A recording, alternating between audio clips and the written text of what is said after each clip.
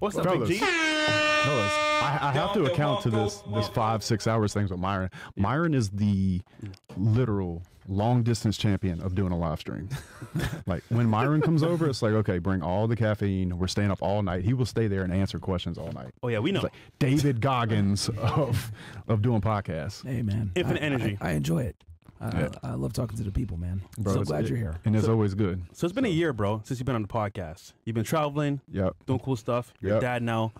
Let's get into it real quick, but just tell us what's up with you. What's the new updates? Yeah, man, just buying as much real estate as I can. You know, the economy's not in the best place, so we're doing everything we can to add extra marketing to the construction company. These things happen, it's good. So we're doing a lot more marketing online, a lot more events for the construction stuff. We are going to come out with a syndication this year. We bought, we're at 308 doors currently, 7 trailer parks, a 64-unit apartment building, and then a couple of properties I own on my own. Little duplexes, single families, a house in Dubai, a couple houses in Louisiana, some commercial property I have in Louisiana. But I think we're going to go out there and raise some money and make some money with some guys that want to get into real estate. It's a tricky situation. I'm glad we're talking about real estate because with the election and everything going on, like wondering where the interest rates are going to go. So it's like, is now the time where everybody's scared and we buy when there's blood in the streets? And I think that's probably the case. So because the interest rates are high, we're getting better prices. And so we're hoping they drop and we refinance. Yeah, I picked up 7 houses last year. So everyone's scared. You know, they're like, they see the interest rates. They see the interest rates and they're like, oh, 8, 9%, 7%. And it's like, well, the good thing is when the interest rates are high like that, you can negotiate better terms. The price, with the seller. Right? Yeah. Because the seller knows that you have that interest rate. They know the reason why. It's very matter of fact. Like especially commercial to me, it's like very non-emotional when you underwrite a deal. Yeah. The guy that owns the property, he understands the math. You understand the math, so you just have that conversation. Hey, man, interest rates are 8%. You know that. You know I need this property. You've been getting the rent roll from this property. You know what I can afford and what I can't. And for that reason, I think we're getting better numbers. I think the blood is in the streets right now. The fear is right now, especially all the weekend warrior real estate people. Yeah. And that's why we're starting a fund this year. I want to buy it while all these people have to come off of it because of the interest rates because they can't get the price they want. Yeah. And then it's going to drop, and then we're going to refinance and make a bunch of fucking money. Yeah, I think the interest rates are going to drop this year, and that's because anytime it's an election year, one of the biggest things they campaign on is bringing interest rates down. So Biden's going to want to look good at the end. That's why he's going to do all this border shit. He's going to try to Brandon. Brandon. Oh, Sleepy Joe. You know, I actually find it quite arrogant that he's even the Democratic nominee. Oh, man. Just the fact that he's the nominee tells me they're going to rig it. Yeah, like probably. Everybody knows the guy needs to be in a nursing home. Yeah, just letting him run. Against Trump tells me they're either going to try to put Trump in jail or try to create election fraud. DeSantis dropped out yesterday, and Vivek dropped out a couple of days prior. So I mean, everybody knows that Trump is going to be the Republican candidate. I mean, I think that's a no-brainer. I think the Democrats know that. It's funny because like they would have the elections, right? Sorry, not they would have the debates, and Trump wouldn't even show up. That's Bro, you know how you know you're a big boss when you don't even have to show up for the debates for the primary. Yeah, he didn't go to the debates, bro. Gee, competition is scarce, bro. That is a big mic drop for Trump, and everybody knows, man. Yeah, even Ramaswamy dropped out. Yeah, dropped out like 3 days ago, and then DeSantis dropped out yesterday. That's crazy. So, I think he'll have a spot in Trump's cabinet somewhere. Hopefully, Ramaswamy. Yeah, I think he should be vice president. Personally, I would take that. I would take him or Tucker. Yeah. You know, I think him being vice president would be good because the thing I like about Ramaswamy is that he's saying things that a lot of people are thinking. He's relatively young. He understands what the younger voters are thinking. He has some good ideas. The only thing I think is a little bit crazy that he talks about is he wants to like abolish the FBI. That's never going to happen. Yeah. Like you can't do that. Like and here's the thing: the FBI has its problems. Don't get it twisted. I'm not a big fan of the FBI, but you can't get rid of the premier law enforcement agency with that much history in the United States. You can't do it, and they're going to fight tooth and nail to fight terrorism because that's the biggest thing that's going to keep them alive. Because their number one, they have 2 primary goals: counterterrorism and espionage. Why does he want to get rid of it though? That's a good question. I don't know. Well, because he wants to get rid of because it's top heavy, which I agree with him. It is top heavy. Yeah, we know why. He wants to get rid of it because there's way too much. So the Bureau is actually a unique law enforcement agency where they have a lot of support staff. They actually have more support staff than they have agents. No other law enforcement agency is like that except for them. So I think he wants to get rid of all the brass to the top that makes things bureaucratic. Hell, since, Federal Bureau of Investigation. which I agree with. I think that's a good idea. But for him to disband the FBI, I don't think it's possible because they're just too big of an agency. They have too many authorities. They investigate the two most important crimes. So, well, we've seen what they've done in the past with certain situations and the boys. But further talk, just to move forward ahead. But they're stupid. But You brought up a very good point, elections. How do we manage to survive? Because I feel like us as creators, we're kind of targeted because we speak a very truthful, speech. How do we kind of like navigate, you think, Justin, in this current marketplace? Because obviously speaking, we're going to be targeted as well in this election year. How would you manage so it's always going to be the same. I always like to say I don't give a shit who wins the presidency. yeah. And the reason is because winners win in every environment. If you look over the course of history, no real winner that knows he's going to work, that trusts himself to get up and pull it up by the bootstraps and get to work every day, is going to say, oh, wait, the Democratic side won. I'm screwed. I better go home. Yeah. Right. You're just going to find out what the new rules are in the new rule book and play ball accordingly. I mean, winners are going to win in any environment. So I would stress to anybody watching that regardless of who wins the election, you should plan to go to work the same way, which is going to be, what are the new rules? What's in place? What can I do? What can I not do? And then find your ways around it. It's just like if they were to get rid of 1031 exchange, for example, in real estate. Yeah. Okay, cool. But there's going to be something else there that you can do to get around it or find a way. And winners always find a way, and they find a way to win. There's a reason teams, use Alabama, for example, in football, loses his coaches and his players every year, still finds a way to win. Yeah. Winners win in every environment. It's interesting because people, care so much about, like, obviously we follow politics and everything else like that, reporting on it and stuff. But the reality is whoever's in office doesn't really make that much of an impact I don't care. on your life. I would argue maybe like if you're certain net worth, you want a Republican in there for obvious tax purposes. Right. But in general, it doesn't mess you up that much. Like unless you're super, super wealthy, who's in office doesn't matter to you. That's why all the biggest people that donate have a lot of money. Why? Because they understand that who's in office affects them. They're playing the game. Yeah. But that almost goes into a place where you get to a certain level of wealth that you're a part of lobbying in a way. Yes, exactly. And you have certain people's cell phone numbers where you can make big pushes and big swings that nobody has to know about, regardless of who's president. And the reason I think things like 1031, would use 1031 again, or depreciation and things like that, Democrats own properties too. And so a lot of times when I'm looking at, okay, what laws will they come out with? How far will inflation go? I think to myself, for people to be able to sell product or be able to do certain things, there has to be a certain part of the market that can afford it. And because of where we are as far as being 1%, 5%, whatever that may be, I think that we're insulated from it because we have businesses that make us enough money that we can't get outpriced by the market because we're inside that small group of people that can still afford it. Right. You know what I'm saying? And even down to consumer goods, I think that if you're middle upper class, let's say, you're still gonna be able to buy a house because if they made houses so expensive that only the ultra wealthy could buy it, then they wouldn't be able to sell the houses. So DSLD or D.R. Horton would be fucked.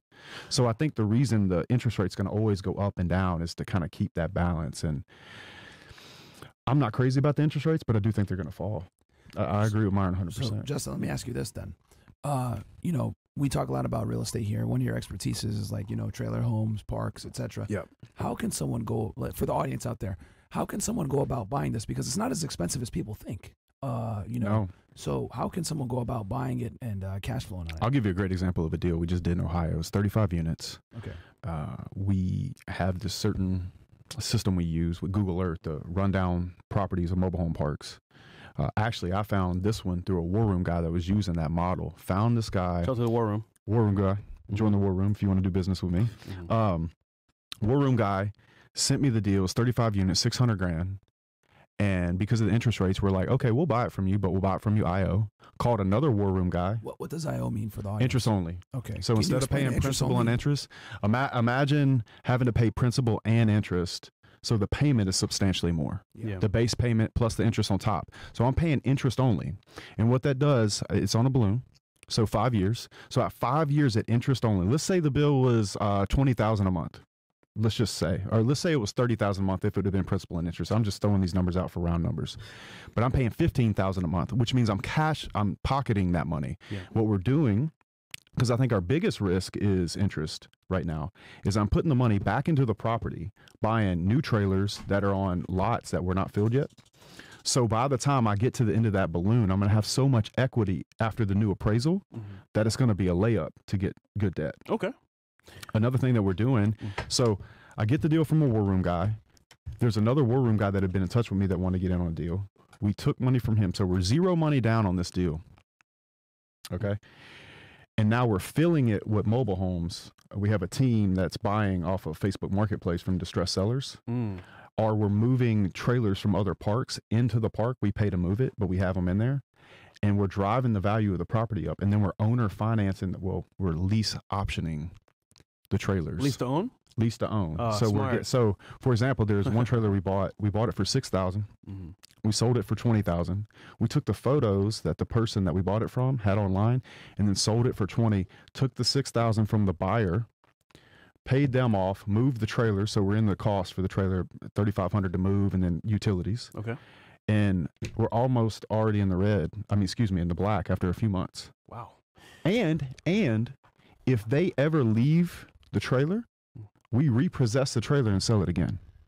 What's the average price of a trailer home, you would say? It depends. So they can range anywhere from $1,500 depending on how much work. I think you can get into a trailer for about $20, $25, really good. And then you can go buy a new one. That's not bad. It could be $60,000.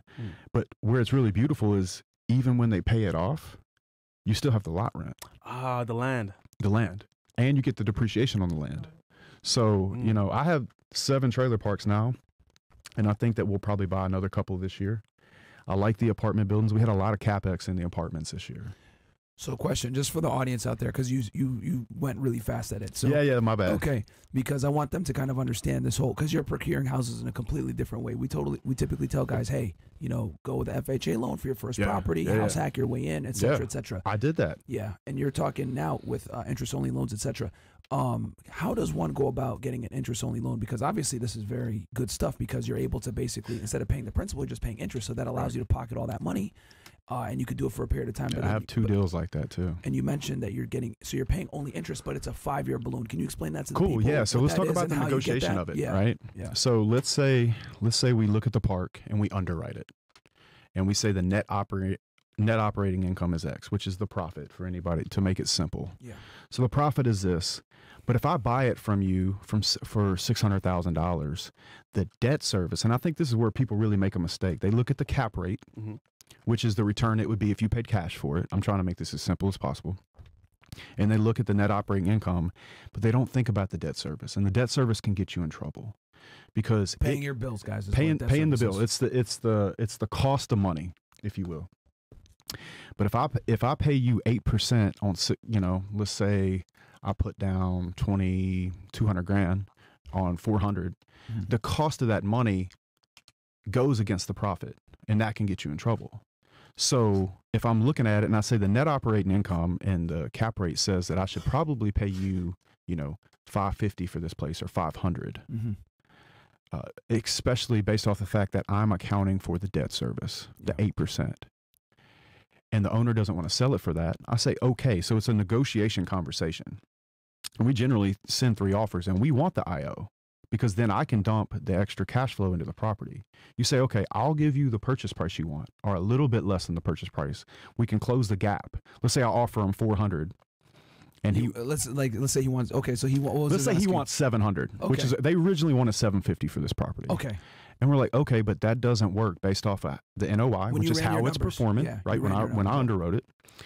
But then when you get to the debt service, it really doesn't work. And they say, okay, how about 600? Or I say, okay, how about 600, but interest only. And then you give me 5 years to pay you interest only. And at the end of that 5 years, I owe you the down payment minus the purchase price. So I put down $200,000 on 600. Okay. So 400. So I owe him $400,000. Yep. Then I pay him interest only. Yep. For 5 years. Okay. And then I owe him the $400,000 at the end of the balloon. Yeah. After 5 years. Right. So when I'm negotiating with him, and the reason he takes the deal is because he gets his purchase price. He gets a huge down payment. He does not have the tax ramifications that if I would have paid him out with a normal loan, because he would have had to handle that with his taxes. Yep. And over those 5 years, he gets this $15,000 a month lick. Yeah. You know, now, lower in the 600,000. But I have a park for 3.6 million. The guy makes 16 grand a month. Now I got a question here. So did you do owner financing in that situation? Okay. Owner finance, interest only. So let's explain that to the audience real quick with owner financing, because this is more advanced. Guys, we're throwing a lot of terms out here. So if you got questions in the chat, please ask them, because Justin's the expert when it comes to commercial real estate, as you guys can see here. I'm a residential guy. Even myself, I'm learning right now.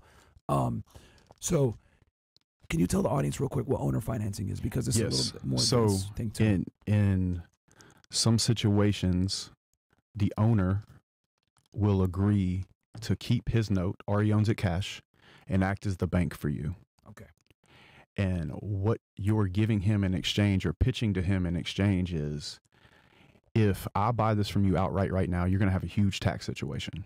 And he likely doesn't have a 1031 exchange. We're going after mom and pops that have owned these parks for a long time and has been their income for a long time. They're tired and their kids don't want to take it. Good. I'll trust it to my kids. But you go to them and you say, hey, listen, what if I gave you 25% down, which would help you through any situation you have right now? It's more than enough money. You get cash now. And then over the next 5 years, I pay you this much a month, interest only. And you hold the note for me until I can use the money I save on not paying the principal to make the park better. And so if I buy that park at 600 grand and I take the extra cash flow from the park, and instead of me pocketing it, I fill the trailer park, any of the empty spots. Then when I go get the appraisal, let's say it appraises for $1 million, 1.2 million, I have all this equity, which I can get loan to value against if I need to go into another deal, or I'll be at so much equity that I'll get better loan terms with the bank.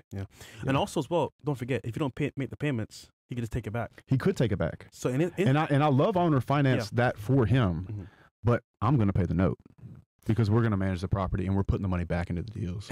And guys, so owner financing is something that you can use, especially when the interest rates are high, as a negotiating term with the people. Like, hey, look, the bank is going to want 8-9%.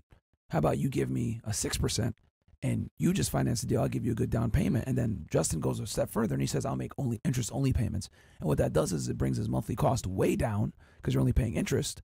And then he's able to take that extra money he makes, invest it into the property. He has 5 years.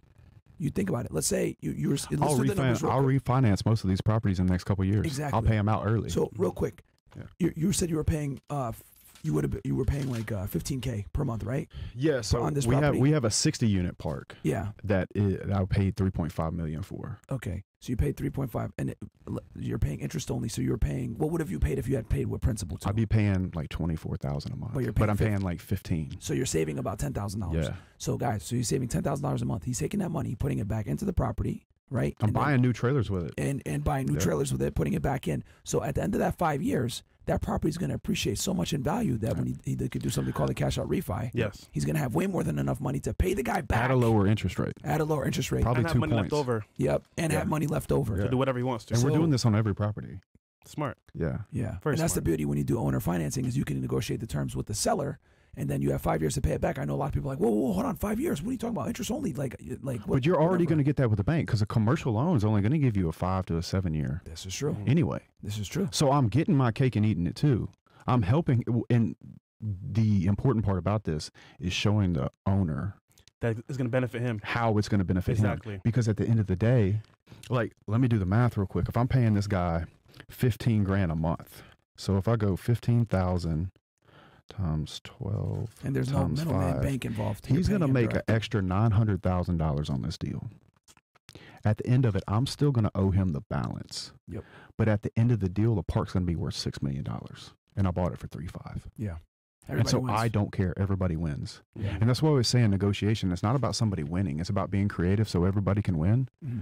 Because honestly, if you fuck the guy over and you're trying to go long term with him, he's going to try to take it back somehow. Like, this guy is winning. We're winning. When the rates drop, we'll refi. He'll get his money and whatever I paid him. Let's say I refinance at year 2. Let's say they drop to 6%. I'll probably cash out right there. Okay. If they go 6.5, pay him his money back and be pay done. him his money. I picked up 1.5 points. Yeah. And we took all that money over those 2 years and put it back into the park. And that's why I look at real estate as a wealth thing, not as a retire thing. Yeah. I don't need the money. I want to make sure I'm rich for sure. I'm buying Lambos, acting like a dickhead on the internet, flying everywhere. I want to make sure I'm rich for sure. Yeah. I don't want to be that dude that said I made money one time. Like, we're putting it all back in. Yeah. That's smart. And I think that's really important for the audience to know is if you're going to do these deals where it's owner financing, you know, you're paying interest only, which is an incredibly low payment. That 5 years you have, you better take that money that you're making and profiting, putting it back into the Don't blow structure it. so that it appreciates significantly. So at the end of that 5 years, you have more than enough. And to that's pay the guy back. 1,000%. And you know, I know that I've been talking to some bankers, and I know these interest rates come high. Think about the people that bought their property 5 years ago, and they're landing at the end of their balloon, and they were taking the cash flow, not putting it back into the property. Oh, that's the dumbest thing you Not can do. paying it down, not paying the principal down, right? Yeah. So now they have a substantially larger bill with a higher interest rate. They will bankrupt on these properties. I'm getting in touch with brokers and bankers right now about people that are coming to the end of their arms and balloons or whatever. Mm-hmm. So I can scoop those properties off of them because they're going to come out the other side, will have not paid down that principal. And because of the debt service, they're going to be in trouble. Would you tell, because this is your realm, commercial real estate, would you advise against people getting involved with anything to do with like office space or stores or anything like that? I wouldn't do office space at all. I wouldn't even do strip malls. The only way I would do a strip mall is if it was part of a bigger land deal and I did a development behind it and I could get a tenant anchor like a Starbucks. Because if you can get a Starbucks lease, you can take the lease to the bank with the drawings and you already have the money from the Starbucks and they're going to be successful, or the Jimmy John's or whatever it is, that anchor tenant, the Little Caesars. Yeah. Chipotle, some shit when like they that. see that contract, they'll give you the loan for the rest of the strip mall. Okay. People use those types of businesses as anchors. Oh. I do the same thing in construction. Let's say I want a bunch of work in construction. I'll take those contracts to the bank, and this is what all guys in construction should do. You take those construction contracts, go to the bank, and they'll give you lines of credit. You want to apply for lines of credit when times are good. And so you can use those contracts to get loans from the bank because they look at it as income that's coming to you. So I always did that when I was building a construction company. Most of the lines of credit, actually almost all of them, was when we were very solvent and very financially strong. And you're supposed to do that before you get in trouble, because if you get in trouble and you start going for lines of credit, you're not going to get them. Yeah. No, you're not. That's a good point. So So the answer is yes. Okay. Unless I had an anchor tenant. Okay. So commercial real estate for generally, you And wanna it's stay not away office from space. strip malls, office space. You're doing real big with is like the trailer homes and everything else like that. So if some people do want to get into commercial, do it more on the residential side. I would do residential, yeah. Okay. Oh, in all fairness, I am very interested in warehouse space. Okay. I have an advantage with my metal building company, and I think warehouse is the future. The reason the strip malls are dying, the boutiques, is because everybody's getting their stuff off Amazon. Yeah. So if you can get adjacent property or close property to anywhere they're building in Amazon, or somewhere where you can do the industrial park game, office warehouse space, or just storage in general for fulfillment, I do think that particular outside of residential commercial, if you will, is really good. I like that a lot. Okay. I know guys that are killing it, like in Dallas, Like doing having just warehouses straight and millions of square foot of warehouse space. okay. It's an easy deal too. Tilt walls, just warehouses, scaffolding. They're getting a lot of these jobs that we're like, when I build a metal building for it, the concrete guy is having to shoot a laser every 10 square foot because they're having robots go get it and load it. Oh shit. Bro, they're killing it. Let's say I'm a guy that wants to invest with Justin Waller on his next investment for trailer parks, right? How would I get in contact with you to actually invest? Yeah, justinwinwaller.com, JustinWinwaller.com. You can also hit me on Telegram. We have a whole Telegram channel, and obviously Instagram, if I can keep it.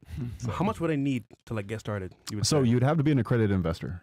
That's one thing we're going to be really, really hard on. I don't want to get in a Grant Cardone situation. Oh yeah. So I want you to have plenty of money. Yeah.